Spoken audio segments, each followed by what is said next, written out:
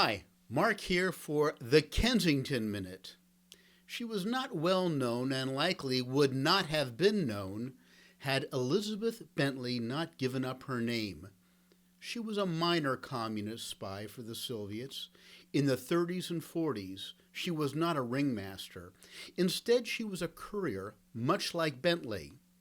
In 1948, she was about to run for governor of North Carolina on the progressive ticket.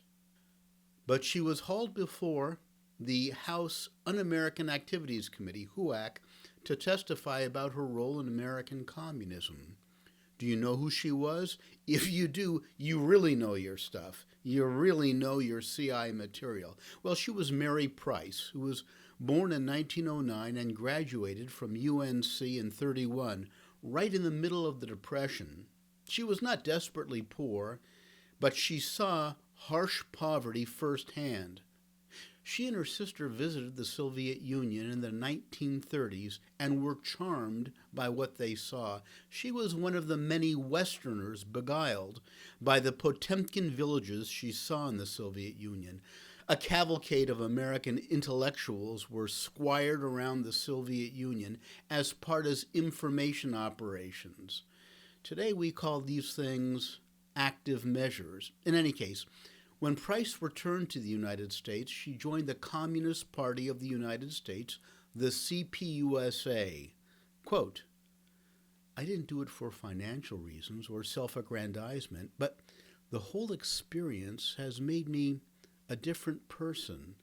It has made my life worthwhile.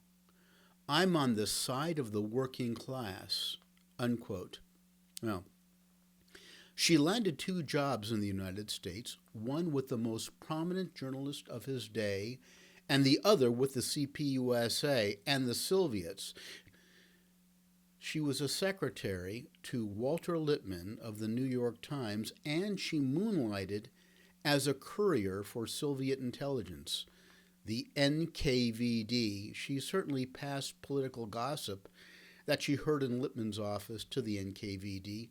And really more than gossip, he was a very, very prominent figure in American politics.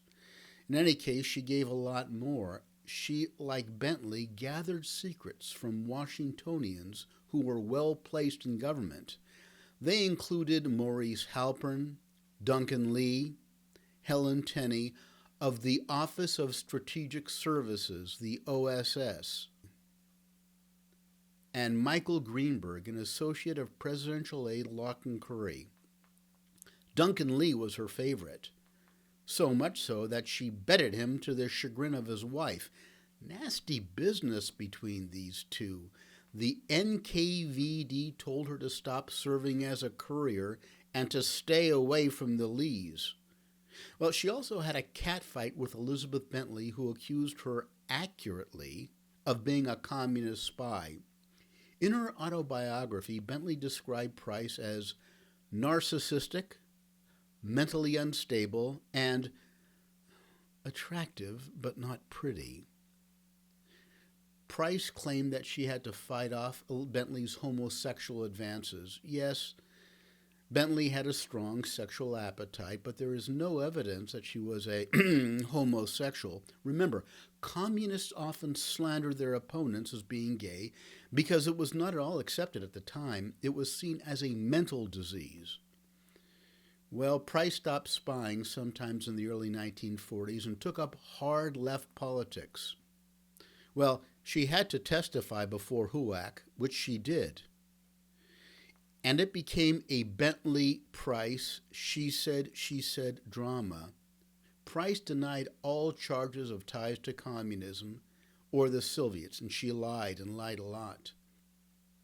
When the Soviet diplomatic cables that were intercepted by the United States were declassified, they proved beyond doubt that she was a communist spy for Moscow. Well, Price never served as governor.